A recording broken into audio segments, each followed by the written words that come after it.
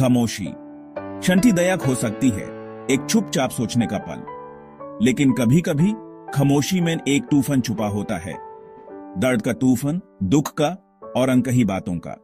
ये रिया की कहानी है, एक यंग लड़की जो अपनी मां के गुजर जाने के दुख से जूझ रही है। वो अपने गुम को खामोशी में समेटे हुए है, ये सोचकर कि अपना दर्द छुपाने से उसे सहना आसान हो जाएगा। लेकिन अनकहा दर्द बढ़ता है, ये बढ़ता है, रिया की लाइफ पर लंबा साया करता है। रिया की खामोशी एक शील्ड है, यूज दुनिया से प्रोटेक्ट करती है, लेकिन उन लोगों से भी अलग करती है जो करते हैं। रिया की मां उनके छोटे से फैमिली का दिल थी। उनकी हर एक मुस्कुराहट, हर एक प्यार भरी नजर उनके घर को एक अलग ही रोशनी से भर देती थी। उनकी हंसी उनके घर को गर्माहट से भर देती थी। उनका प्यार एक सुकून देने वाला आलिंगन। हर सुबह उनकी आवाज से शुरू होती थी और हर रात उनकी कहानियों से खत्म। फिर अचानक वो चली गई। एक दिन बिना किसी चेतावनी के रिया की मां इस दुनिया से रुखसत हो गई। रिया की दुनिया बिखर गई। उसके लिए मां का जाना एक ऐसा जख्म था जो कभी नहीं भर सकता था। दर्द इतना ज्यादा था कि उस समझा नहीं जा सकता था, इतना ज्यादा कि शेयर नहीं किया जा सकता था। रिया के आंसू उसके दर्द का सिर्फ एक छोटा सा हिस्सा थे। वो अपने आप में सिमट गई। उसका खामोशी उस असह्य सच के खिलाफ एक दीवार। उसने अपने आप को दुनिया से अलग कर लिया, अपने दर्द को अपने अंदर ही दबा लिया। दिन हफ्तों में बदल गए, हफ्ते महीनों में। समय बीता, लेकिन रिया का दर्द वही का वही रहा। रिया अपनी लाइफ कंटिन्यू करती रही, स्कूल और डेली रूटीन के काम करती रही। उसने अपने आप को बिजी रखने की कोशिश की, लेकिन उसके दिल का बोझ कम नहीं हुआ। लेकिन अंदर से वो गम में जम गई थी। उसके चेहरे पर मुस्कुराहट थी, लेकिन उसके दिल में एक अंधेरा था। उसकी खामोशी एक आदत बन गई, एक कोपिंग मैकेनिज्म, एक ऐसी दुनिया में जीने के लिए जो उसे बहुत ज्यादा दर्दनाक लगती थी। हर दिन उसकी खामोशी उसके दर्द का एक नया पहलू बन गई थी, एक नई कहानी जो सिर्फ उसने अपने अंदर ही लिखी थी। अरविंद, रिया के पिता, अपने गम में खोए हुए थे, गिल्ट और पछतावे से भरे। वो अपनी वाइफ के साथ इनफ टाइम न बिताने के लिए खुद को दोष देते थे।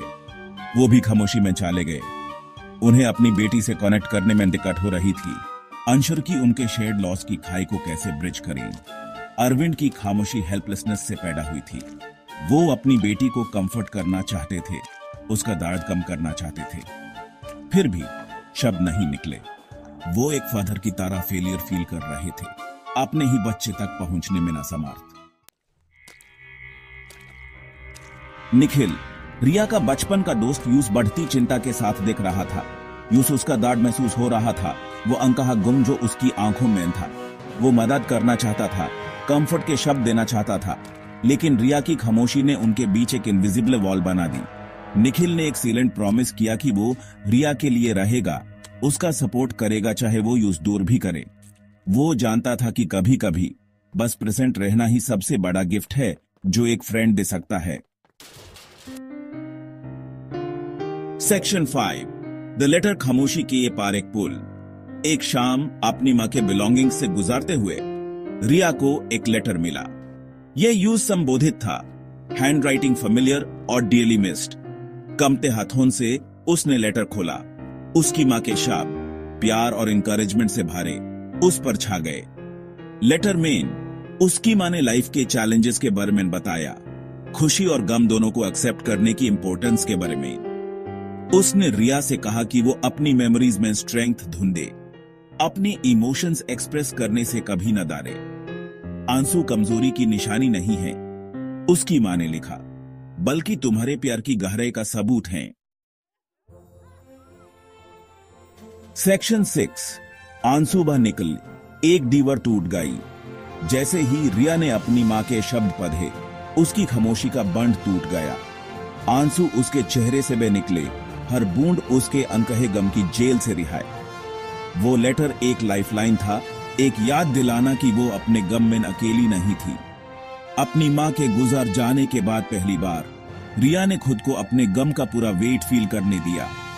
वो अपनी मां के लिए रोई, उस फ्यूचर के लिए जो कभी नहीं होगा, उस प्यार के लिए जो इतना प्रेजेंट था फिर भी इतना दूर। सेक्शन 7, दर्द बांटना, एक पिता का आलिंगन। अपनी बेटी के रोने की आवाज सुनकर अरविंद का दिल पिघल गया। उसने तुरंत अपने काम को छोड़ा और रिया के रूम की तरफ दौड़ गया। अरविंद रिया के रूम में पहुंचे। रूम में घुसते ही उन्होंने देखा कि रिया जमीन पर बैठी थी। उसके चेहरे पर आंसुओं की धार बह रही थी। उन्होंने उस फ्लोर पर पाया। उसकी आंखों में दर्द और निराशा थी। अरविंद का दिल उस दर्द को महसूस कर रहा था। लेटर उसके हाथ में था जो उसने अपनी मां के लिए लिखा था। उस लेटर में उसने अपने दिल का सारा दर्द और पछतावा लिख दिया था। उसका शरीर आंसुओं से भीगा हुआ था। उस पल में उसका सारा दर्द, उसका गिल्ट और पछतावा सब पिघल गया। अरविंद ने महसूस किया कि उसकी बेटी कितनी अकेली और दुखी थी। सिर्फ उसकी बेटी का गम मैटर करता था। अरविंद ने सोचा, मुझे अपनी बेटी के साथ इस दर्द को बांटना होगा। उसने रिया को अपनी बाहों में समेट लिया, यूस अपने करीब खींच लिया। उसने महसूस किया कि रिया का दर्द उसका अपना दर्द बन गया था। यूस कस के पकड़ा जब वो रो रही थी। अरविंद ने अपनी बेटी को अपने दिल से लगाया, उसके आंसुओं को अपने कंधे पर बहने दिया। उसने कंफर्ट के शब्द बोले, रिया, सब ठीक हो जाएगा, हम साथ हैं और हम इस दर्द को मिलकर सहेंगे। उसकी अपनी आवाज इमोशन से भारी थी। उसकी अपनी आवाज इमोशन से भारी। अरविंद ने अपनी बेटी को यह एहसास दिलाया कि वो अकेली नहीं है। अपनी वाइफ की मौत के बाद पहली बार अरविंद को होप की एक किरण महसूस हुई। उसने सोचा, हम इस दर्द से उभर सकते हैं। अरविंद को होप की एक किरण महसूस हुई। उसने अपनी बेटी के साथ मिलकर इस दर्द को सहने का फैसला किया। वो साथ मिलकर गम मनाएंगे, पिता और बेटी, अपने प्यार और लॉस में नेक। अरविंद ने सोचा, हम एक दूसरे के साथ हैं और ये सबसे जरूरी है। अपने प्यार और लॉस में नेक ये पल उनके रिश्ते को और मजबूत बनाएगा और उन्हें एक नई शुरुआत देगा। सेक्शन 8, साथ मिलकर उबारना, एक दोस्त का सपोर्ट। अगले दिन निखिल मिलने आया। उसने लेटर के बारे में सुना था, रिया के आंसुओं के बारे में। वो वाइल्ड फ्लावर्स का एक सिंपल बुके लेकर आया, सपोर्ट की एक खामोश पेशकश। उसने रिया और अरविंद को गार्डन में पाया, उसकी मां के फेवरेट रोजेस की देखभाल करते हुए। कोई ऑकवर्ड वर्ड्स नहीं थी, कोई फोर्स्ड प्रोनाउंसमेंट्स ऑफ कंफर्ट नहीं। बास कंपेनियनशिप की शेयर्ड साइलेंस, वो अनकही अंडरस्टैंडिंग जो शेयर्ड ग्रीफ से आती है। निखिल की प्रेजेंस रिया के जख्मी स्पिरिट के लिए एक बल्ब थी। यह एक याद दिलाना था कि अंधेरे टाइम में भी फ्रेंडशिप एक लाइट की किरण देती है। सेक्शन 9, खामोशी तोड़ना, शांति पाना। हीलिंग का सफर लंबा और कठिन था। यह एक ऐसा रास्ता था जहां हर मोड़ पर नए चैलेंजेस थे और हर कदम पर नए सवाल। यह सफर सिर्फ फिजिकल नहीं, इमोशनल और मेंटल भी था। ऐसे दिन थे जब ओवरवेलमिंग सैडनेस होती थी, जब लगता था कि अंधेरा कभी खत्म नहीं होगा। आंखों में आंसू और दिल में दर्द, यह सब कुछ असह्य लगता था। ऐसे पल जब दर्द असह्य लगता था, लेकिन धीरे धीरे उन्होंने अपने आप को संभालना शुरू किया। यह एक ऐसा प्रोसेस था जो वक्त के साथ एवॉल्व हुआ। रिया, अरविंद और निखिल हील होने लगे। उन्होंने अपने दोस्तों और परिवार के साथ वक्त बिताया जो उनके लिए एक सपोर्ट सिस्टम बन गए। उन्होंने अपनी मेमोरीज के बारे में बात की, पुरानी यादों को ताजा किया। यह यादें उनके लिए एक थेरेपी जैसी थी जो उन्हें उनके दर्द से दूर ले जाती थी। स्टोरीज और हंसी शेयर की।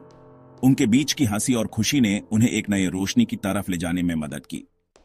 उन्होंने अपने गम से निकलना सीखा, अपने दर्द को पीछे छोड़कर आगे बढ़ने का हौसला पाया। यह एक नई शुरुआत थी, एक नई जिंदगी की तरफ। उस औरत के लिए अपने शेड प्यार में सोलस पाना जिसने उन्हें एक साथ लाया था। रिया की खामोशी जो कभी एक बैरियर थी, अब एक स्ट्रेंथ के सोर्स में बदल गई। जो कभी एक बैरियर थी, अब एक स्ट्रेंथ के सोर्स में बदल गई। उसने अपने अंदर की शक्ति को पहचाना और उस अपने जीवन में उतारा। स्ट्रेंथ की सोर्स में बदल गई। उसने सीखा कि असली स्ट्रेंथ अपने इमोशंस को छुपाने में नहीं है, बल्कि उन्हें एक्सेप्ट करने में है। उसने सीखा कि असली स्ट्रेंथ अपने इमोशंस को छुपाने में नहीं है, बल्कि उन्हें एक्सेप्ट करने में है। अपने इमोशंस को एम्ब्रेस करना और उन्हें अपने जीवन का हिस्सा बनाना ही असली शक्ति है, बल्कि उन्हें एक्सेप्ट करने में है, उन्हें उन लोगों के साथ शेयर करने में है जो करते हैं। अपने दोस्तों और परिवार के साथ अपने दर्द को बांटना ही उन्होंने अपनी हीलिंग का रास्ता पाया। उन्हें उन लोगों के साथ शेयर करने में है जो करते हैं। खामोशी तोड़ने में उन्होंने शांति पाई, प्यार की एंड्यूरिंग पावर का सबूत, लॉस का और फैमिली और फ्रेंडशिप के अनब्रेकेबल बॉन्ड्स का। प्यार की एंड्यूरिंग पावर का सबूत, लॉस का और फैमिली और फ्रेंडशिप के अनब्रेकेबल बॉन्ड्स का। ये बॉन्ड्स उन्हें हमेशा के लिए जोड़ कर रखते हैं और उन्हें एक नई शक्ति देते हैं। और फैमिली और फ्रेंडशिप के अनब्रेकेबल बॉन्ड्स का। ये बॉन्ड्स उन्हें हमेशा के लिए जोड़ कर रखते हैं और उन्हें एक नई शक्ति देते हैं। ये कहानी सिर्फ उनकी नहीं, बल्कि हम सबकी है, जो अपने दार्द से निकलकर शांति और प्यार की तलाश में हैं।